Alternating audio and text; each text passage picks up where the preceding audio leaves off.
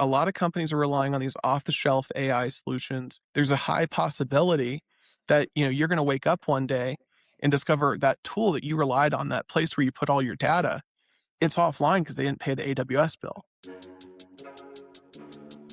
Welcome to Ready Set Exec, the podcast where we sit down with executives across North America to unpack their business, leadership, and expertise. And every other week, join us for Market Watch, all things hiring, real insights and no fluff.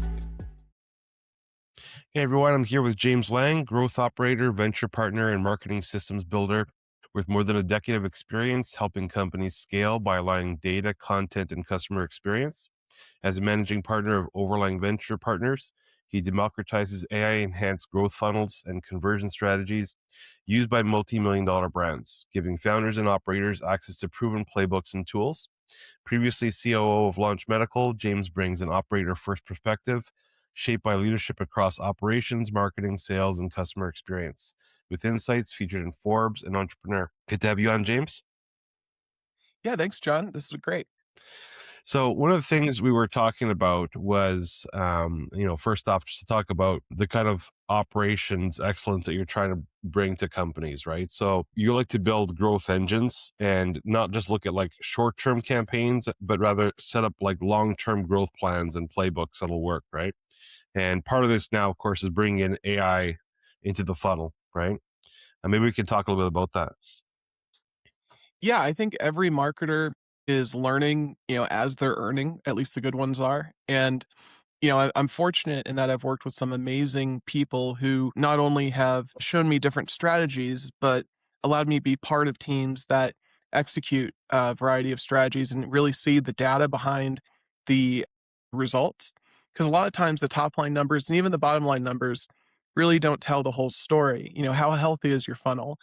Are you protecting your digital channels? If you, for example, lose the ability to hit people's inbox, you're screwed as an e-commerce brand and you end up in the spam box and now you've got to pay for every lead again.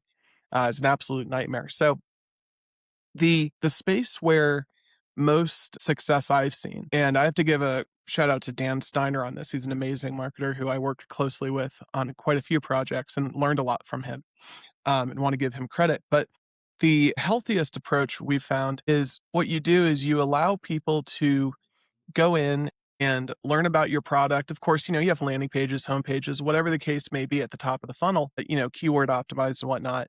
And this insight, by the way, comes from marketing in a highly regulated industry where, the ability to say exactly what the product does is very difficult. So there's a ton of friction and challenge and creativity and creative destruction, frankly, in the process of trying to figure out how to connect. But, you have that landing page I mentioned. Then you go into a quiz. And so what I like to do is keep it really short, like 4 or 5 questions. And what we've been doing lately is adding AI into that. So the 4 to 5 question limit, that's based on attention span. The AI part comes in and actually allowing people to ask questions about the question or something that maybe you didn't even think to ask. So now at the end of this quiz, when they give you their email, you have all this information. You have a 360-degree view because they've been, brought into a conversation rather than just an interrogation. And so you're still not missing those people who just want to click, click, go. So anyways, you have this list that you develop.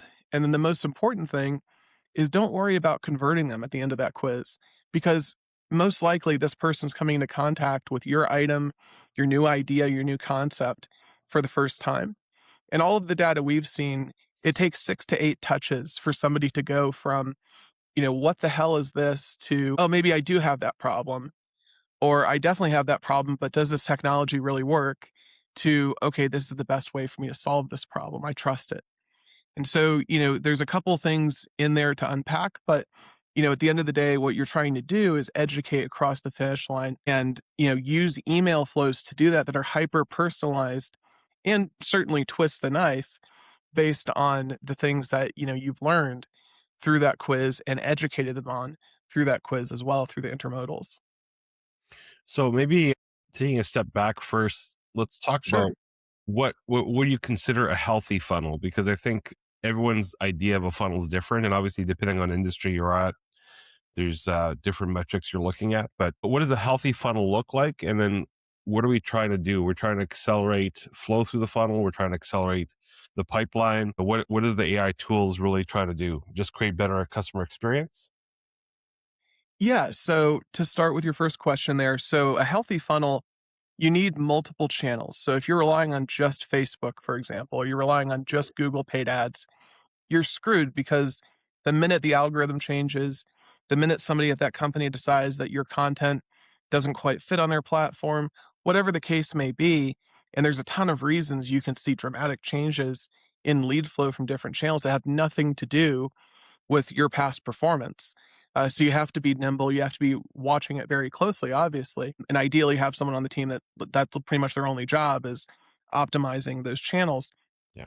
But social media is incredibly important for that. Of course, the paid ads and everything, but organic is something that I think has really gotten interesting with this expansion into GEO, AEO, all these other areas. So it used to just be simple, play to the algorithm, right? Get the HTML code that hides the text in the background that matches the background of the site.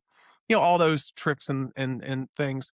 And one of the things I learned as an SEO content writer was that, very early on, if you write in a way that speaks to both the person that wants to dive in and just get quick information, scan it very quickly. Of course, you're using headers and other things, but also having clickable, expandable sections that people who really want to dig their teeth in and understand more about your product or service, you speak to both audiences. You allow people to scan, but you also have stuff there to back up your scannable content and really, again, establish credibility. And then also healthy funnels in the quiz flow will use a personality. People hate doing business with a website or a brand. That's not why people engage. They actually engage much more effectively with people. So, if you look at like what I'm doing, which is guesting on a bunch of podcasts, right? I'm getting the story out there, developing authenticity, sharing the journey and trying to provide value right off the bat from the moment that you meet me. And that's one reason that like I actively respond to like all my LinkedIn messages, might not respond right away, but you have to, as a founder, if you want to support your funnel, you have to be the human behind the funnel or find someone who has expertise in the space and make them the voice of authority behind everything you're telling them in that funnel. And the way AI is optimized, there's a couple ways you can use it, right? You can use it to adjust the questions based on the interactions and what's been discussed in the chat. So you can unify that experience between question flow and conversation. But really, what the most valuable thing to me is if we can develop a more comprehensive user profile and attach that to your email address, not only do I have a way to reach you directly, but I have a way to communicate directly to the things that matter most to you. So, it's really important to keep every aspect of the funnel in mind. And again, email send's really important. Not oversending, produce educational content. And going back to, SEO super quick, it's educational content. It's not the spammy stuff. It's not the algorithmic writing. You have to write for humans and search engines. And thankfully, GEO and AEO are actually making that mission, that goal that used to be kind of separate, bringing it much closer together. So you see a bunch of content, like if I look back at all the content I've written over maybe a decade, the content that I wrote is now outperforming all of these algorithmic overseas writers that were just spitting out churn and burn content, including the stuff like I freelanced for a bunch of different publications. So, those experiences really speak to keeping every aspect of the funnel healthy, educational, and trust building. Yeah, and there's a lot to unpack there. And I mean, I think on one hand, everyone's a different type of buyer. So if you've done the Colby test, I'm definitely on the scale with Colby, the 863 or 3, I think it is. And so high need for information. So when I go to a website, I want to dig in, I want to read those little, like, why choose? Because if you go to most SaaS websites, they're very much just get you to the form, right? It's just Yep. the squeeze page, we used to call it, right? And so, but that's not good for everybody, because if there's too little information, then it becomes, well, this seems kind of fly by night. There's not much info about them. I don't trust them yet. I need to have some case studies or something to read, or show some videos, content, and so on. So I agree with that, where we're having to build out the site for, more than just one type of buyer, not just the economic buyer or the one that's looking for the top reviewed and so on. Lately, in the email side,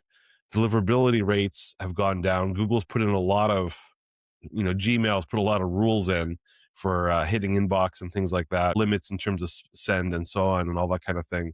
But also we're seeing reply rates have really plummeted. It's like the worst it's ever been for email. So having a multi-channel strategy, I think, is important for any business now. Absolutely. So when you're bringing AI in, are you integrating it to every single channel? Because I mean, the website example is a good one. Okay, there's AI agent bots you can put on your site. I've seen a recent demo of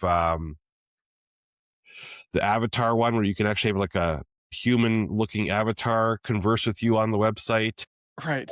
There's a couple different AI SDR type things, but where else would you bring in AI? Yeah, I think what you have to do is offload as much of the busy work to AI as possible. So, use the tools that are out there to, get information, get insights, identify opportunities, even producing content. There's nothing wrong, in my opinion, with using AI. If you asked me this a couple months ago, I would have been very nervous about answering this question because, I feel like there's a couple pieces to it. I think there's a debate still going on, obviously. What I've heard from people who are involved in not necessarily the decision making, but they see the decision flow through their roles. What I know is that the Googles of the world, what they literally care about, all they care about is serving the customer. So they really don't care about the origin of the content. They care about the quality, the authenticity, the value, and does that user bounce and come back, right? So, when you're talking about how to use AI in your marketing, there's an analytics side to it. There's a data production side to it. There's a content display side to it, adjusting what people see, how they interact with things. And then there's a user profile building and engagement side to it as well. So you're right that email send has become more and more difficult. I think we're headed towards a future, from everything I'm hearing, where email is no longer really an option for marketers. We're not there yet, but eventually we're not going to give out our email address. We're going to give out a token or some sort of one-time use code that allows people to communicate with us, but does not allow people who do not have that authentication to inbox us, or it treats it differently. So that's where we're headed, I think, from people smarter than me that talk Yeah. about this stuff. But for the time being, email, I think, is still the most valuable, because if you can figure out how to make the content hyper relevant and educational and informative, you're going to be able to punch through the noise. And of course, use AI, for example, to figure out what your subject lines are going to be. I mean, there's so many examples, but never just take AI content and throw it out there, because that's Yeah. AI slop by definition, right? You have to spend time, again, take the busy work off of your shoulders. Take time to create an outline, create a first draft, if you will, but then go back in and tweak the heck out of it and optimize it and use it to come up with new ideas. I mean, as a marketer, there's no, I mean, a lot of my time on marketing teams was spent brainstorming, figuring out, like, what's the story we're telling here? Or what's the thing, analyzing every single word, not necessarily from a data standpoint, because you probably don't have the data, right? You're taking a best guess. But, so much time is spent analyzing each element of the content. You can let AI give you a starting point on that. And it gets even better when you ask AI, whether it's ChatGPT or Gemini or Grok, which is my personal favorite. Whatever you lean into, have it interview you. Say, hey, your job is to produce, and what I like to do with prompts, by the way, just a quick takeaway, and this comes from Jeff Woods, The AI Driven Leader, which is a great book. He owes me a Porsche by now. I've plugged his book so many times. But he talks about a 3-step prompt, right? You first tell the AI what it is, then you tell the AI what it needs to produce, and then you tell the AI what the outcome needs to look like. And if you start that conversation and you organize all of your chats in projects, which a surprising number of people I talk to are not doing that, especially in ChatGPT, you lose that context if you don't do that, if you don't organize all of your conversations. But I digress. So at the end of the day, use it to produce that first draft, use it to challenge your ideas, have almost a conversation with it, an interview style, a conversation, and you'll pull out all sorts of ideas you had never thought of in a half hour that used to take us 6 hours of sitting around crying in the so to speak. No, and it's funny because most people are using like ChatGPT and so on just as a search function, right? It's a new Right. Google search now. I think 80% of the traffic is going to ChatGPT right now in terms of that kind of thing. So using prompts, act like an expert in this and so on, like those are some of the advanced things. And I think for a lot of people, it's like learning the basic usage of language models is definitely like a huge skill. I'd say if anyone listening right now is like, what do I learn in 2026? Like learn how to make your own AI agent just to learn how to do it. You don't have to use it, but more of like understand how the language models work, how to interact, the prompts. Like, you can get a lot of cheat sheets too off LinkedIn. There's people posting, here's 100 prompts to help you in your business X, right? But I think the lack of that's becoming actual a differentiator for a lot of people, right? Where you have people that are AI aware, and then there's people that are AI experts and actually knowing what they're doing with it. And so when we're hiring now, that's a big thing: is do they know how to use AI? Can they integrate AI into our workflows and so on, right? So it's uh, it's important, I think, and for anyone listening, absolutely, like get into it, dig in, right? Because not everyone's going to be an AI expert on your level, but at least like just the basic prompts, like even that alone, like how many people actually are truly doing that besides making like AI videos on Sora or something? I mean, I think it's a a lot of I AI think slop out there on oh, Instagram. a ton, and we're well, there's 2 things I'll say there. So one, just off what you just said about the AI slop, I think we're headed towards a world where the YouTubes of the world are going to in the Facebooks of the world are going to delineate AI content into one channel or feed and user created content, or UGI into, uh, another feed. So that is a problem that I think a solution is coming, although that solution may be traumatic to certain brands and certain digital presences, but also at the same time a relief to people who are just tired of all of the voices that sound the same with the videos and whatnot. There was one more thing I wanted to unpack there. Oh, the question about AI for interviewing people. So Yeah,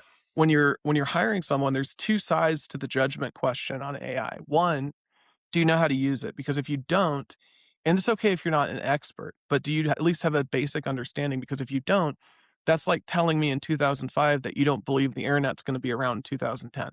yeah. You're a dinosaur, and dinosaur has nothing to do with age. It has with the willingness to learn new concepts, try new things, experiment, and look at the data, see what works, and do things that work better. So the judgment of do they know what they're doing, but the other piece of judgment is do they know when to not use AI, and that's a conversation we have a lot with our business partners. We at Overlang, we come alongside them and we try to discuss like what are your top 2 or 3 problems? And 9 times out of 10, AI is not the solution. And so we have a people or a process or a culture problem or a financial sheet problem, whatever the case may be. And we have that expertise to handle those issues. But then we can also dip into the AI side of things. So again, it's the same thing for the employees you're interviewing. Do they know when not to use AI? It's just as important as knowing how to use it. Oh, it makes sense.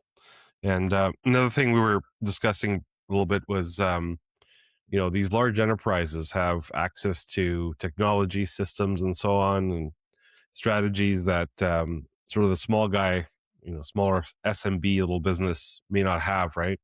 And I think part of what you're trying to do also with Overlang is bring in those enterprise strategies, there's tech, and democratize it, I guess, bring it into them. Can you talk a little bit about how that happens and what are we talking about here technology wise? What are the big guys, the big five, I'd say, what do they have that we don't? Yeah, so I have the benefit of working with a business partner who has been in the AI and big data space and tech space since 2014. So Overlang is just a combination of our last names, actually. So we're really creative, you can tell. But the thought behind that naming structure is AI is just kind of one boat in the fleet, so to speak. There's all these other solutions that we can bring alongside. So, we're really interested in solving real problems. And one of the things we discovered early on is when we were testing those funnels that we were talking about earlier, where you use AI to have that conversation with the consumer, the the challenge is the compute cost. I think a lot of people do not realize how much power is being consumed, how many bills are being generated for AWS, Microsoft, Google, all the big guys. So when you're talking about what are the big guys doing, uh, it comes down to efficiency. And efficiency in AI is going to be the differentiator between companies that succeed or flop. And one of the most dangerous things that the circumstance that exists right now is we are most certainly in an AI bubble. There's so much money coming into the space, Yep. and it's out of necessity because the infrastructure doesn't exist. We're having to build this out of, well, not we, I'm not part of that process, thankfully, but the people with a lot more money and a lot more headaches than me are building this stuff out of thin air as quickly as they can, and then figuring out how to power it by firing up nuclear power plants. I mean, who thought we'd be having those conversations in 2025 and Yeah. 2026? So, as we lean into what comes next, what we discovered when we ran that first data set through our first solution, it cost us $800 in compute. And it kind of sucks getting that bill when you're just doing like a little bit of testing. It's not an insurmountable amount, but it's something that tells you, okay, we can't afford to be successful here unless we charge a lot more or we figure out how to fix the problem. So that's kind of why we went dark actually for a few months earlier this year. And we were really hyper focused on how do we solve the infrastructure problem? Because there's a dangerous paradigm that exists where a lot of companies are relying on these off the shelf AI solutions Yeah. or off the shelf technology solutions in general. And they're offered by startups that are heavily funded in the beginning, but they're burning through that cash so quickly. There's a high possibility that, you're going to wake up one day and discover that tool that you relied on, that place where you put all your data, it's offline because they didn't pay the AWS bill. And you can't, go to AWS and say, "Hey, give me that data." It's a very scary time for people who are in the know that the people that I think are the most forward thinking on this from a rational perspective. There's a lot of crazy ideas out there about the future, and maybe we'll have robot overlords. I always say please and thank you, but wherever it's going, right? You've got to figure out how to do it economically. And so our solution to that is, and this is the same thing the big guys are doing, except they're doing it with much larger teams, is creating our own infrastructure. So yeah, we still use AWS, but we create a virtual cloud environment that you have the data vectoring and the AI engine, and both of those are variable. So you can change the type of data vectoring, you can change the type of AI model inside the engine and under the wrapper, and you can change it on the fly based on what the actual infrastructure is trying to accomplish for your organization. But more importantly, it's all within a walled garden. You own your data. So if we go under, for example, which isn't going to happen, but if that were to occur, comet hits the earth, this is the least of your problems. But the good news is you're going to be able to go directly to Amazon and say, "Hey, I still have my data, right? I still have this tool that, we built." And when you have your own infrastructure, and that's why we talk about it so much, when you have your own infrastructure, you have the ability to plug into all of your data islands securely and unify that information and get better answers. And so a lot of the time that we spend, okay, we've got the infrastructure problem figured out. Most of the time we spend is on people, process, culture, right? We're trying to figure out how to amplify what's working. How did you get here? And what's your current tech stack? And what can we do to make life easier for you as a business owner, but also more profitable and increase the value of your team? Because AI, every company I talk to has a horror story, at least in the small to medium sized category, of somebody that, I call them the butthole consultants. They're on LinkedIn. They were experts in real estate 2 weeks ago. They were experts in Bitcoin last week. Mhm. And now they're experts in AI. These are people who are great salespeople.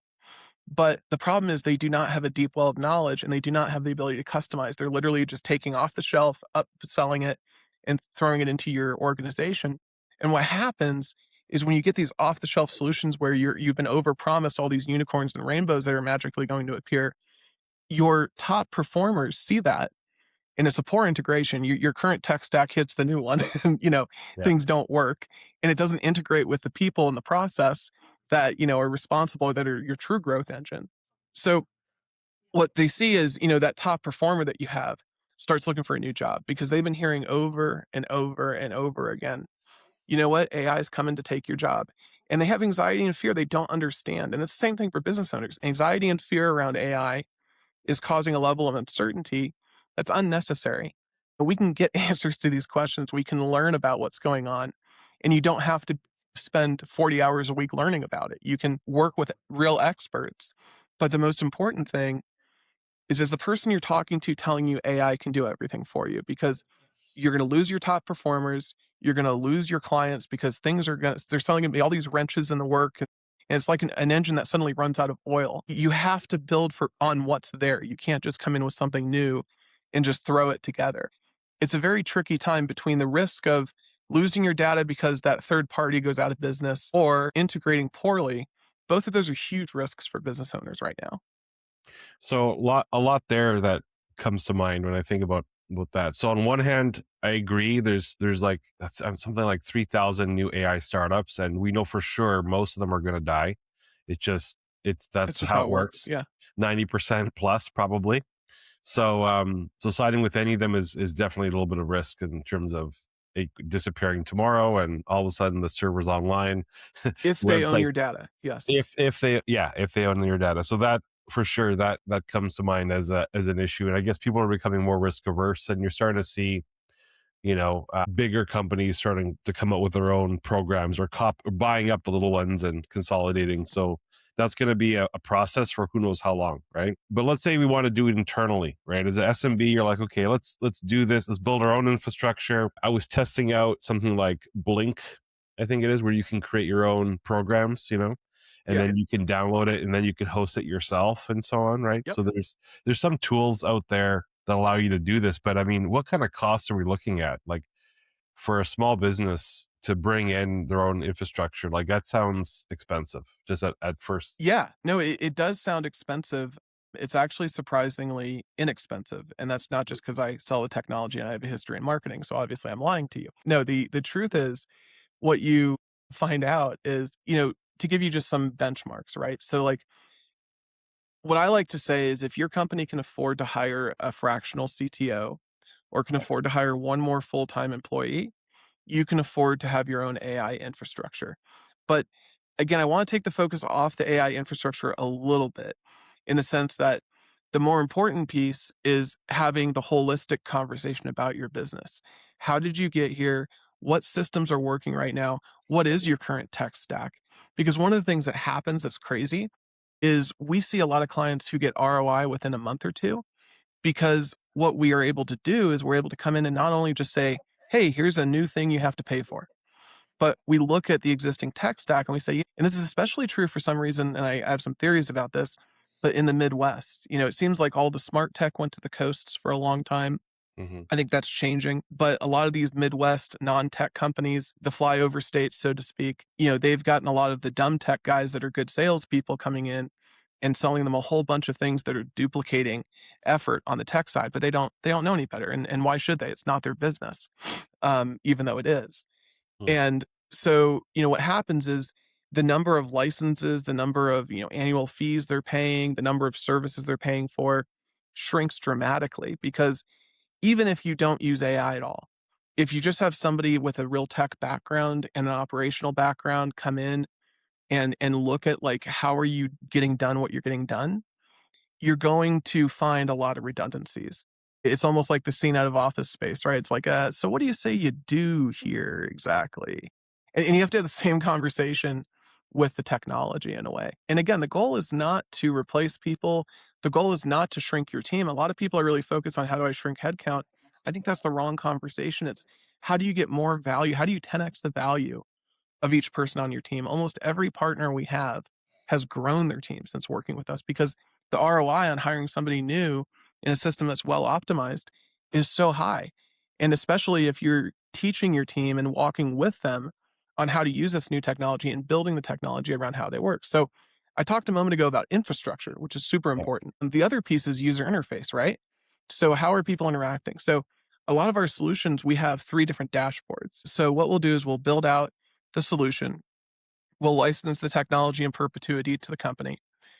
so that if they, exit or anything occurs, they're not going to lose the ability to use the proprietary technology that we have or the proprietary strategies.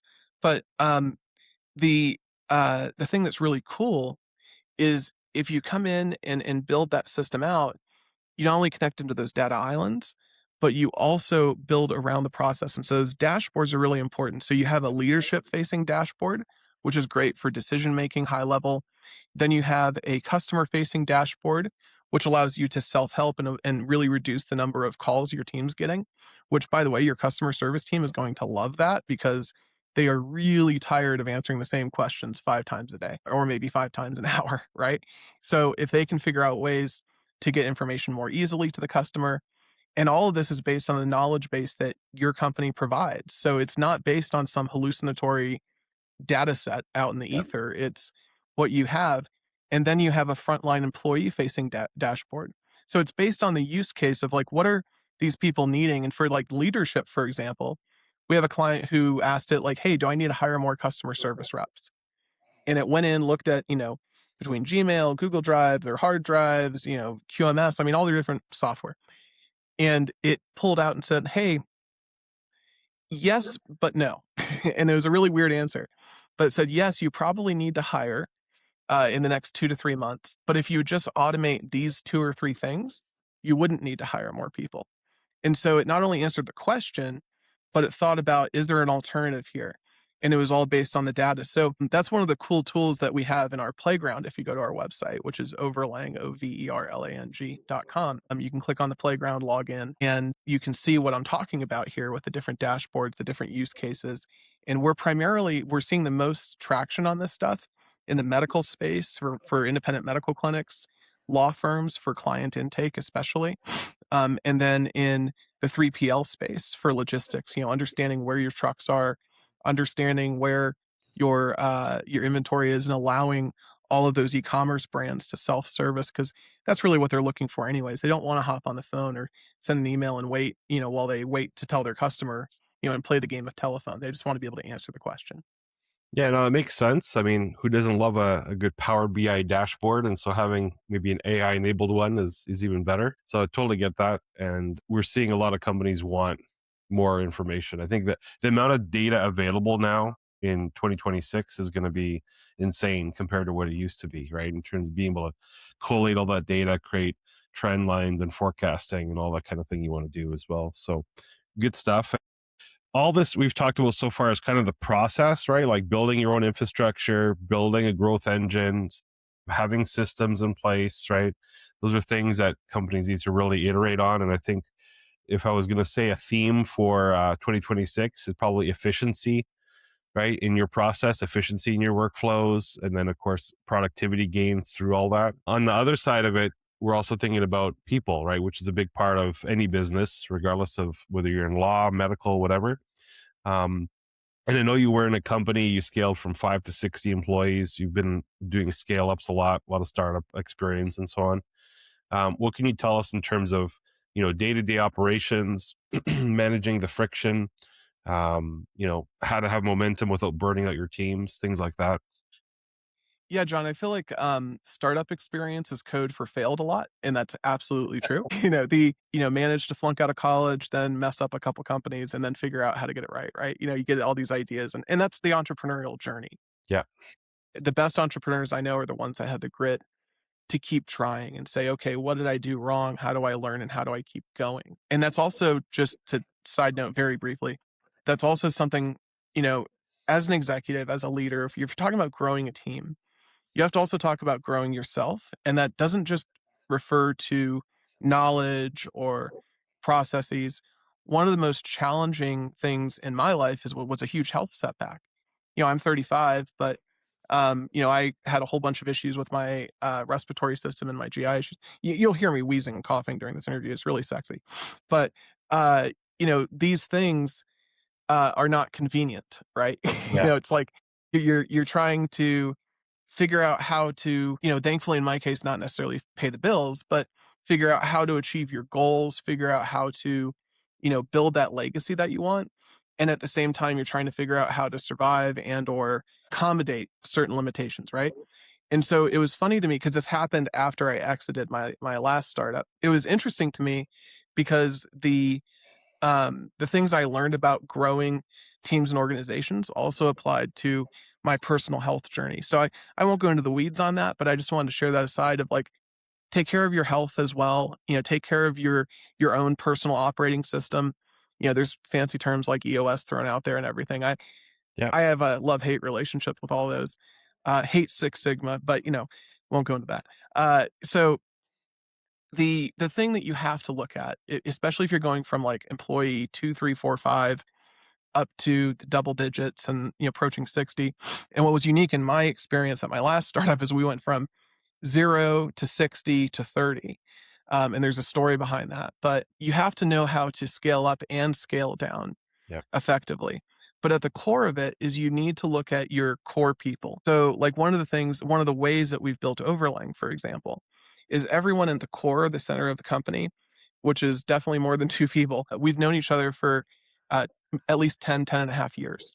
So, if you're able to build long-term relationships of trust with the core team, that's the most important thing.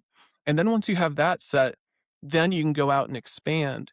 And so as you look at that director level, that becomes incredibly important, at least in our organizational structure, it was because the challenge is as you grow, you lose that culture, you lose that original secret sauce that made your brand or your company what it was and why it was exciting to consumers, why it over delivered and, you know, exceeded expectations.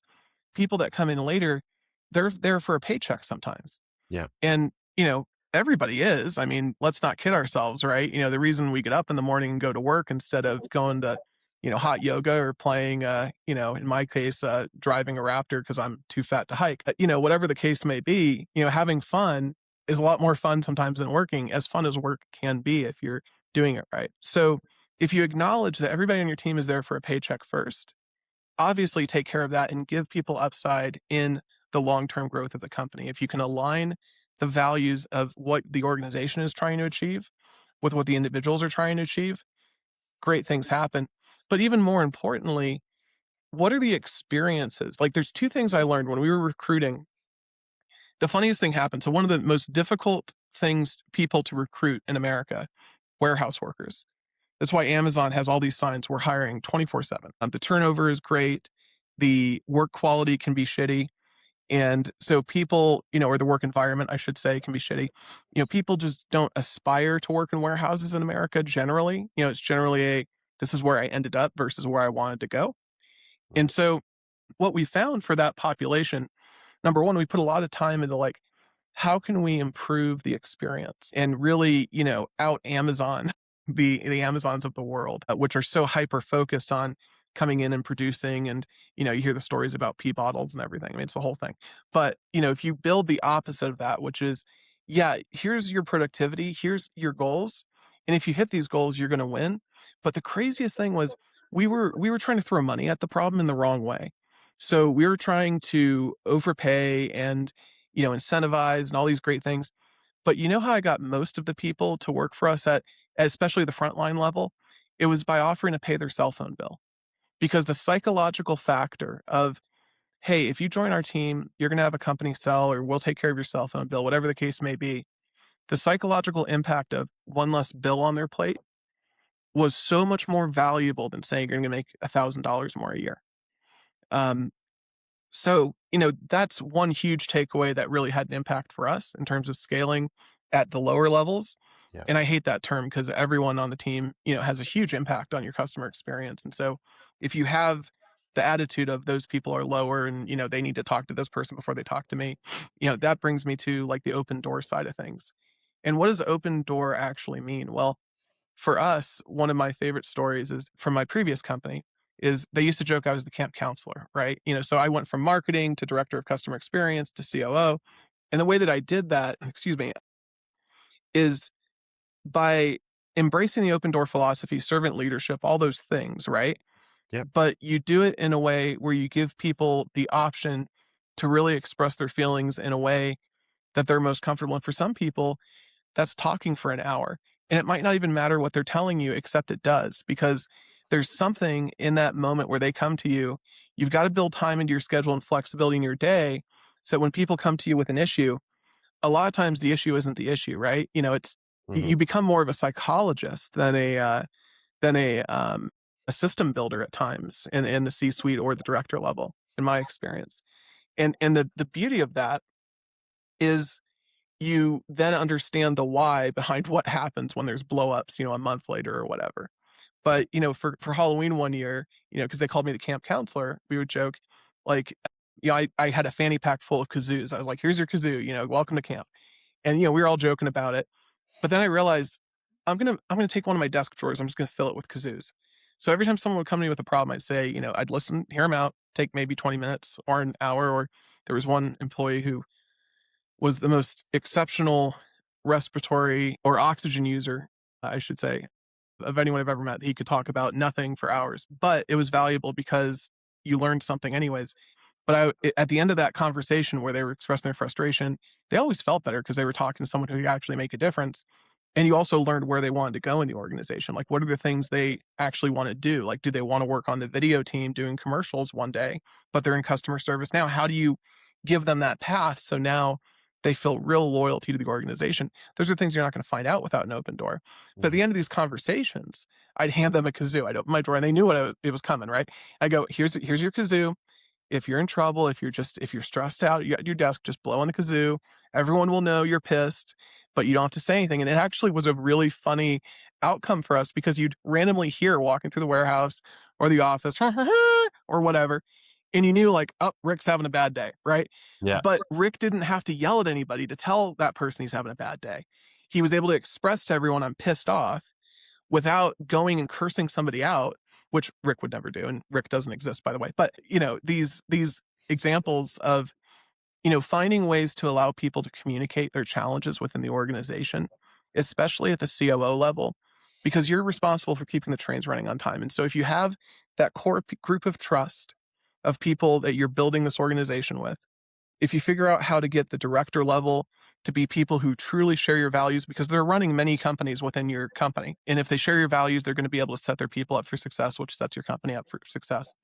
And then if you can create that space and flexibility to allow people to go directly to the top to express concerns without retaliation, without drama, all of that stuff.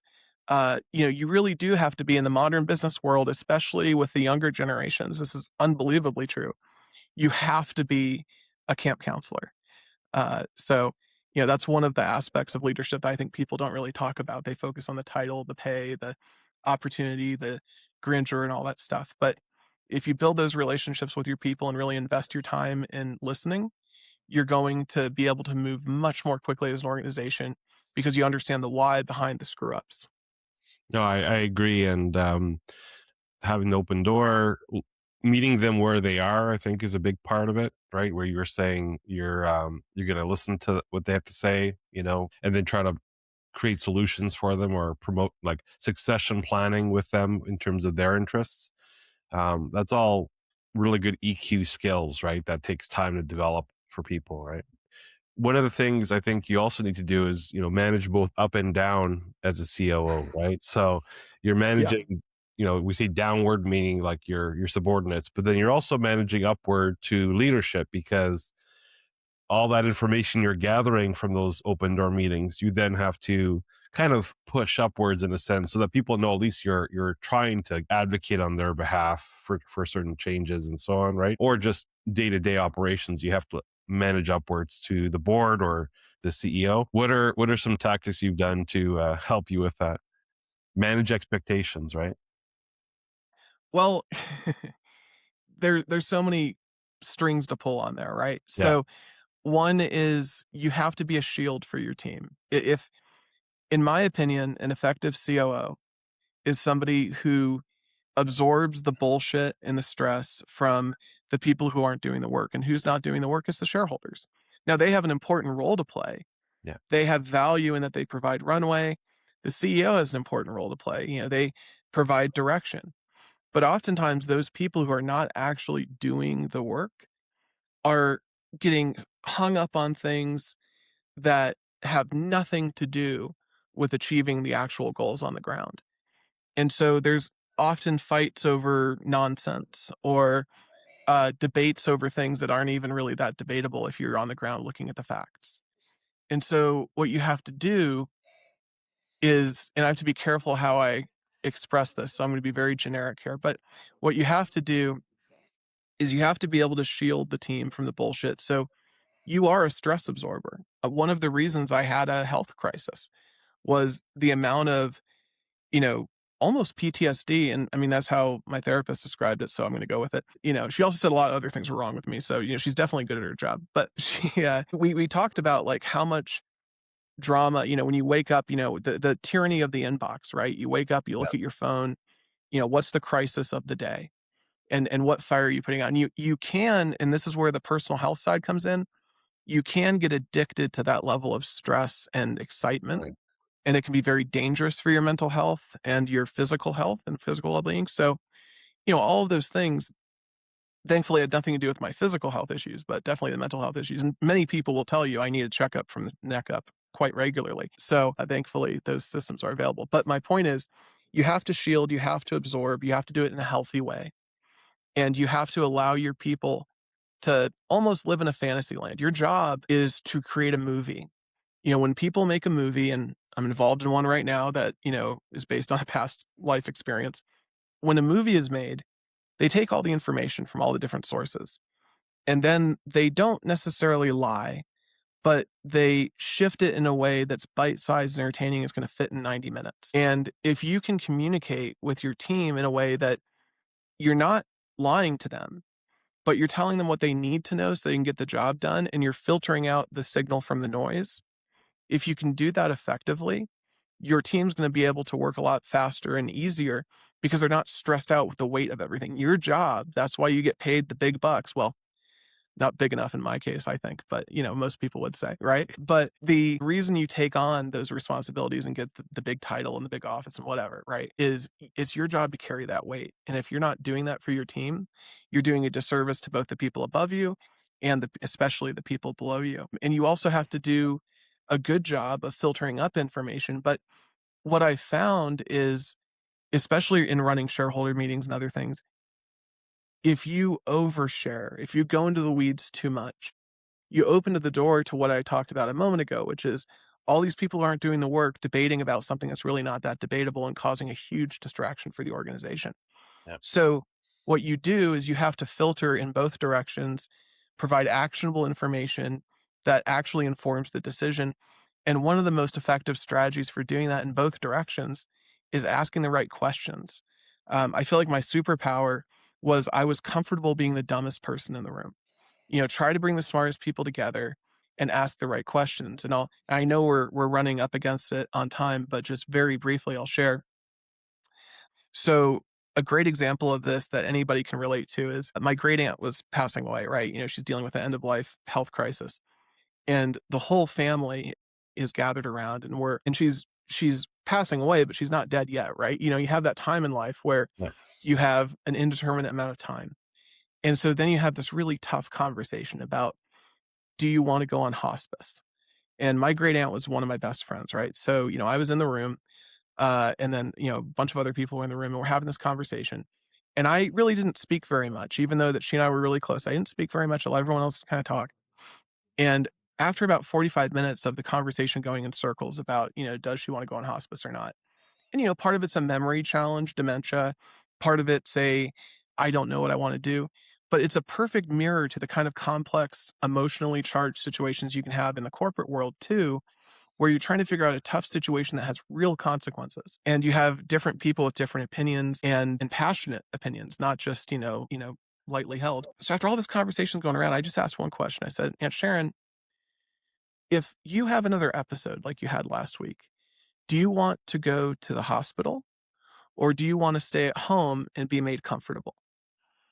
And that conversation that had spun around for 45 minutes and went in 50 different directions, that conversation came down to about 2 minutes after that question of, okay, now we can isolate and create a better decision space based on the question. And so if you want to be an effective leader, surround yourself with people smarter than you. And don't be afraid to say, hey, I don't know the answer to this, but I think they do.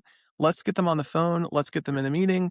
Let's talk this out and just be the traffic cop, be the question person. Because if you ask the right questions of the smart people and you have the right people in the room, you'll get the best results possible. And you won't put yourself in a position where you're letting your ego get in the way of better information and better decision making. No, that's some good advice. And also, I would say, as a leader, you put your mask on first if you're in the airplane where it decompresses, right? If you're not taking Yes. care of your mental health, your physical health, everything, then you can't be your best version of yourself for your employees, for your team, for your management, and for your family as well, right? So, totally aligned on all of that. Very powerful kind of story you had there. And final topic, just because we have to hit on this since we are a search. You've recruited a lot. I would love to hear just for a couple of minutes, maybe we can discuss, your experience with recruitment for these organizations as a COO, using Indeed, ZipRecruiter, all these things. What's worked, what hasn't? I'd love to hear just you riff a little bit on that. Well, John, this is the part you're going to love. So this is served up right for you, and it's absolutely true and authentic, right? And I'll Yeah. tell you exactly what my experiences were.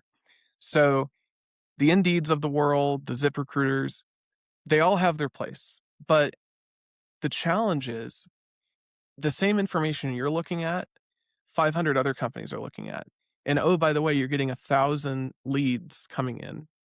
And so at the end of the day, the data set you're looking at is not unique to you, even though they say it is. What I thought was interesting is the pricing model for a lot of those platforms. It's pretty much based on, well, the person using this platform isn't the one paying the bill. So we can find ways to expand the bill without them realizing it. Like, for example, some of the platforms, they say, we only charge you for the candidates you select. Well, what if the person who's in charge of doing the search doesn't go into Indeed but once a month? Well, technically, because you haven't messed around and filtered the results, you just selected 2,000 candidates. So now you're getting this huge bill and you haven't even held your first interview. So there's that challenge. So you have to be, as a business owner, be very aware of that, that Mm. these systems are designed to take advantage of the fact that someone who's using them may not be paying the bill. So that's one really important piece. But the other thing is, again, going back to the data set, it's not unique to you. 9 times out of 10, the people you reach out to, they've got 3 other interviews going on. And it's a problem for both sides, right? So the person who's, I have a very good friend who's job hunting right now. And, his resume is great, but he's just one in a million, on this site, and he's being fed to the same, recruiters at different places where they're looking at hundreds of people on a screen. And there's no reasonable way to jump out in that situation. It used to be like, I remember when I got my first job, I went to the grocery store and my dad told me, you need to go shake the manager's hand and say, hey, I'd really like to work here. Here's why I love picking apples, whatever the case may be, right? Yeah. But you have to stand out. You have to explain why you're going to be of value to that company. And these platforms take that away. It takes that connection away, that opportunity to stand out away. So the most successful people I know are doing an end run. If you're on the employee side or the applicant side, you're doing an end run around that system. So could be working with you, John, for example. I know you have a long track record of success in this area, but you can also do it directly, although that's a lot of legwork, reaching out to these companies and decision makers on LinkedIn. If you're going to do that, make sure that you actually give a personalized message that's very short and concise and respectful of the person's time. Don't hit them with a wall of text. But that's why people, like your organization, are really important, because you're able to do the filtering and present a shorter list that's curated that serves both the employer and the employee. So, that's one piece of it. And so there's your plug. But other than that, Upwork is an amazing resource, and the Fivers, all the different contract Yeah. platforms. And the reason I loved using those, we don't use them currently, but I loved using them in the past, is because you can hire somebody in a 1099 relationship. Mhm. You can work on a couple things together, see how they work out. And they have people of all skill levels. So you can be surprised at what you can find on there. You can work together, and then they offer a path for converting to W-2, so you can bring them in-house if it makes sense. But you've only done that after you've had a contractual relationship that limited your liability on the front side. and then allowed you to transition to W-2 once it made sense. So that worked really well for us. It allowed us to not only see reviews from previous people that worked with them, but also get experience hands-on before we made a final hiring decision without all of the liabilities that come with W-2 hiring right out of the gate. Yeah, the idea of trying before you buy or hiring fractional people as well is something a lot of companies are looking at. It's something we've gotten into as well in terms of referrals because it is an option for people being able to bring in talent either, part-time even for small projects rather than taking on bigger salaries to start because I know that's, burn rate is always an issue in a startup, right? So I think the future of contracting and so on, like I think that's going to be definitely a thing. And if you're able to convert people to full time from that, I mean, that's probably the best outcome for you because you're really like working with that person, right? So, Well, and John, it's also the best outcome for this country. And the reason I say that is North America right now mhm, has a huge problem with the gig economy where you have these people working for the Ubers and the Lyfts of the world that yeah, they're taking on all the risk, they're taking on none of the upside. And so if we can migrate towards a system where the Ubers and the Lyfts of the world say, "Hey, yeah, the first couple rides you're going to have to take on some risk. We'll have a contractual relationship, but then you become a W-2." That's really where we need to head because we have a retirement crisis in this country. yeah. Everyone is headed towards this cliff and we already have incredible national debts.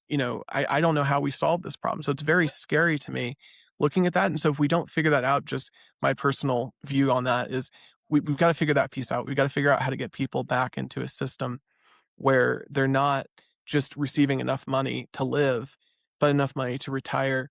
And if you do it right, if you're in the gig world right now, you need to charge a lot to be able to cover the difference of your benefits, your retirement, all these things. And so many people, especially when we were hiring on Upwork, we were shocked that like, I'll do it for $8 an hour.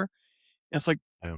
well, how are you paying your bills or anything else, let alone the Upwork fees and everything? I mean, it's just you had to educate people, and that was another thing that built loyalty for us as we scaled was we would have these conversations during our interviews with people, and we'd explain, "Yeah, we're not gonna pay you what you want. I'm sorry. We're gonna actually pay you a lot more, and here's why." And so, you'd have these differentiating moments in the interview when you approach it that way, because that's how you build a sustainable company that even though it might sound more expensive, it's so much cheaper than having high churn. Yeah, I mean the social contract that used to be with companies is not the same, right? People complain Yep. maybe about loyalty with companies and why you're changing jobs, but in many cases, the reason people used to stay in jobs for 25 years because there was a pension plan, there was a long career progression, all these bells and whistles they would get, benefits and so on. You're not seeing the same level of, social contract, let's say, with business, right? So this is what's spurned the whole gig economy now where people are needing two and three jobs to get by and the wages have not increased over time, right? And that's just a fact if you look from the 80s till now. So I Yeah. agree. We got to figure out a way that makes sense going forward. I don't, I would like that not everyone has to work till 80 to, never basically work till you die, right? Rather than be able to retire and who's paying for the retirement then, right? So a Well, lot to of, end on a positive note yeah, there, though, you said like from the 80s, right? The salaries haven't gone up, and you're exactly right, especially adjusted for inflation. yeah, But what hasn't changed, and this speaks to the fear around and anxiety around AI, is the number of jobs, the number of opportunities, the number of people needed in the workforce has only expanded year over year. yeah. There's almost always growth. And the reason for that is the job may change, but the need for people doesn't go away. So if you can focus on upskilling, learning, and earning, which is my favorite motto Yeah. besides servant leadership, if you can do that, you're going to be fine. Absolutely. And I think for next year, for everybody, learn AI. That would be the first thing to learn if you haven't done some upskilling lately, right? That's one of them for sure. I think the other one on the non-technical side, and then I Yeah. promise I'll shut up, uh, is you have to build relationships. The biggest leaps I've taken in income where after I did a bunch of over delivering for people of value who had the ability to not only recognize my talent, but reward me for it and connect me with their network. So, in this stage of life, again, I'm 35, I'm not an old man, but I also don't know how much longer I have. So there's that weird dynamic, right? Of like you're trying to figure out legacy. But if there's one thing I would say to people is focus on get learning, earning, figuring out the why behind the what you're being asked to do, and then over deliver for people, even work for free sometimes. I used to do that as a freelancer. I just to get my foot in the door. I'd say, let me do something for you here just to take care of you and show you who I am. Here's my background. And lean into your ethics, your values in your interview, because those are the things that companies can't teach. Everything else a company can teach you. But if you're a good person, you're ethical, you try to take care of people and do the right thing, you'll go a lot further. And that's why, again, I get the privilege of working with people I've known for 10 and a half, 11 years, and the privilege of people I've worked with previously coming to me and saying, please, can I work at your new company? And that makes all the difference as an entrepreneur, because you don't have to go out and recruit and find new people necessarily. You can go back to that Rolodex, and when you call, they'll answer the phone. No, I think that's a great message to end on, and really appreciate having you on the podcast today. Yeah, John, this has been great. Thank you for having me. Thanks. All right.